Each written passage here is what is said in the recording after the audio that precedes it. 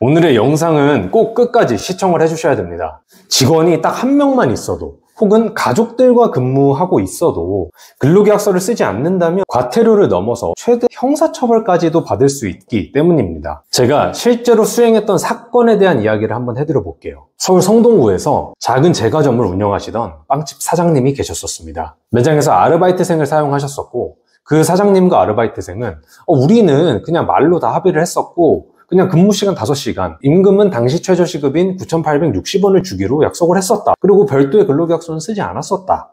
이렇게 말씀을 해주셨거든요. 그런데 이 직원 갑자기 퇴사하면서 노동청에 민원을 넣었어요. 주된 취지는 휴게 시간이 없었다, 주휴수당을 받지 못했다, 이런 내용이었습니다. 당연히 노동청에서는 출석을 해서 이 조사에 응하라는 명령이 나왔었고요. 결국 근로자가 신고를 했던 건 근로계약서 미작성, 휴게시간 위반, 그리고 주휴수당 미지급, 이렇게 3가지였습니다. 사장님은 정말 억울해 하셨어요. 우리는 그런 거 다 없는 걸로 합의를 했었고 나는 그 외에 우리 아르바이트생을 정말 잘 챙겨줬다. 하지만 노동청에서는 이에 대해서 다르게 이야기합니다. 근로계약서가 없으신가요? 그러면 사용자께서 직접 이 내용을 입증해보세요. 당연히 저희는 구두로만 이야기가 되어 있었기 때문에 별다른 자료는 존재하지 않았고 그 사건의 결과는 벌금이 나왔었습니다. 사실 벌금으로 끝나면 다행인데요. 오히려 그 벌금에 더해서 시정명령, 그리고 향후 고용노동부의 특별관리 대상으로 지정되어 근로감독 대상으로까지 포함이 됐었어요. 오늘의 영상을 끝까지 시청을 해주신다면 이 근로계약서 미작성과 관련하여 우리가 이것이 왜 중요한지, 어떻게 대비를 해야 하는지에 대해서 알아갈 수 있으실 테니까요. 오늘 영상은 꼭 끝까지 시청을 해주시길 부탁드리겠습니다. 안녕하세요. 노무법인 호담 김형규 노무사입니다. 자, 제가 앞에서 말씀드렸던 이런 일이 왜 일어났을까요? 사실 간단합니다. 저희 사장님께서 근로계약서를 작성하시지 않았기 때문이에요. 제가 노무사로 단언컨대 근로계약서 한 장만 작성을 하셔도 저희 사업주분들께서는 노동분쟁에 대한 80% 정도는 전부 예방할 수 있을 거라고 자신합니다. 왜냐하면 근로기준법 17조에는 이렇게 규정이 되어 있어요. 임금, 소정근로시간, 소정근로일, 휴가, 휴일, 그리고 종사하여야 할 업무와 그 장소, 이런 것들에 대해서 근로자들에게 반드시 서면으로서 교부를 하도록 되어 있습니다. 이 근로조건 서면 교부가 결국에는 근로계약서를 작성하라는 의미인 건데요. 이게 핵심은 서면으로 교부를 하라는 거다 보니까 말로는 해서는 안 되고 반드시 서면으로서 작성을 해야 그 효력을 인정받을 수 있다는 겁니다. 그래서 이 부분에 대해서 2가지로 나눠보면 서면 작성에 대한 첫 번째 의무가 있고 그 작성한 서면을 교부하는 2번째 의무가 있습니다. 다만 이걸 위반하면 어떻게 될까요? 500만 원 이하의 벌금에 처해질 수 있습니다. 이건 과태료가 아니고 형사처벌입니다. 즉 전과 기록도 남을 수가 있는 거예요.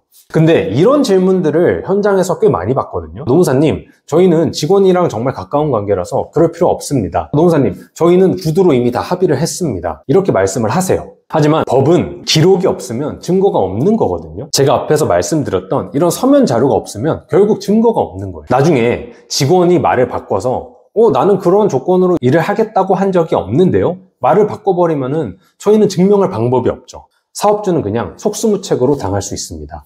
즉 근로계약서는 사실 근로자를 보호하기 위한 장치도 맞지만 사실 사업주를 보호하는 장치로서의 역할이 훨씬 큽니다. 그냥 극단적인 예시를 한번 들어볼게요. 직원이 만약 저는 8시간 근무를 하기로 했고 시급을 7,000원밖에 못 받았습니다 라고 주장을 합니다.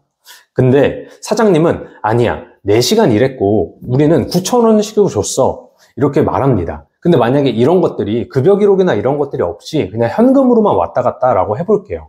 그럼 어떻게 될까요? 근로계약서가 없는 상황이라면요. 이런 경우에 결국에는 저희가 그 합의점을 찾지 못하게 된다면은 사업주로서 불이익을 입을 확률도 있기 때문에 어쩔 수 없이 울며 겨자 먹기로 합의를 하는 경우도 있습니다. 따라서 이런 일들을 저희가 미연에 방지를 하려면 결국 근로계약서 작성을 통해서 해당 근로자의 근로시간, 근로일, 임금, 이것들은 확정을 해놓을 필요가 있습니다. 왜냐하면 근로계약서가 존재하면 노동청의 근로감독관도 그 근로계약서를 최우선적으로 신뢰를 해주거든요. 또 하나의 사례를 한번 들어볼게요. 이번에는 경기도 의정부에서 식당을 운영하시던 50대 사장님이 계셨었어요. 주방에 있는 직원은 지인분의 소개로 새롭게 온 아시는 분이셨고요. 당연히 서로 10년 넘게 알고 있었고 계약서나 주휴수당 이런 것들은 전혀 없었습니다. 어느 날 그 직원이 건강상의 문제로 갑자기 일을 그만두고 노동청에 신고를 했어요. 그리고 산재 신청을 하면서 이력까지 제출을 했습니다. 결과요, 근로계약서 미작성으로 인해서 그 사장님은 임금체불 그리고 산재 미보 보고까지 한꺼번에 조사를 받게 됐습니다. 근로계약서 미작성이 그 시발점이 되어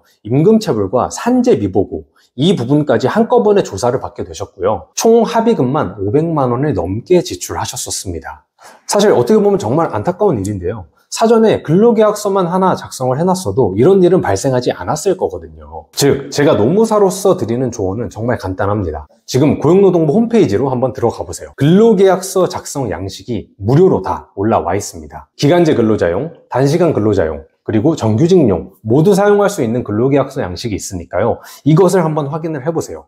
그리고 그 계약서 안에 있는 내용을 한번 채워보세요. 최소한 임금, 근로시간, 근로일, 휴일, 휴가 이 정도를 작성하시는 거는 기본입니다. 그리고 그 계약서를 2부 출력하셔서 양쪽에 서명을 하고 한 분은 근로자에게 교부하고 한 분은 사업장에서 보관을 해주세요. 그리고 추후에 이러한 근로조건이 바뀐다면 다시 한번 그 내용을 계약서 재작성을 통해서 확인을 해주세요. 이 모든 과정이 10분이 걸리지 않을 거예요. 그리고 저희는 그 투자한 10분으로 미래의 불확실성과 위험을 대비할 수 있습니다. 고용노동부 홈페이지에 접속하고 다운받고 어떻게 작성하는지에 대해서 귀찮으신 분들 혹은 어려우신 분들은 저희가 고정 댓글에 근로계약서 무료 양식을 올려놓을 테니까요. 그것을 클릭해 주셔도 괜찮습니다. 저는 노무사로서 지난 8년 동안 일을 하면서 수많은 사업주로부터 근로자가 이럴 줄은 몰랐다라는 이야기를 정말 많이 들었었는데요. 근로계약서 한 장의 작성으로 피할 수 있었던 노동 분쟁은 정말 많았습니다. 이 영상을 보고 계신 사업주분들이시라면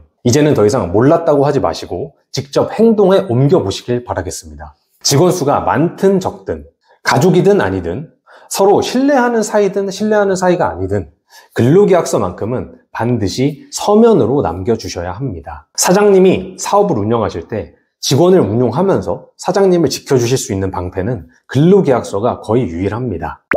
오늘 이 영상이 사업주분들의 사업 운영에 더 큰 도우미로 작용하기를 간절히 소원합니다. 그럼 오늘 영상은 여기서 마무리하고 다음에는 사업주분들께서 사업 운영에 좀 더 도움이 될 수 있는 정보로 찾아와 보도록 하겠습니다. 지금까지 노무법인 호담의 김형규 노무사였습니다. 감사합니다.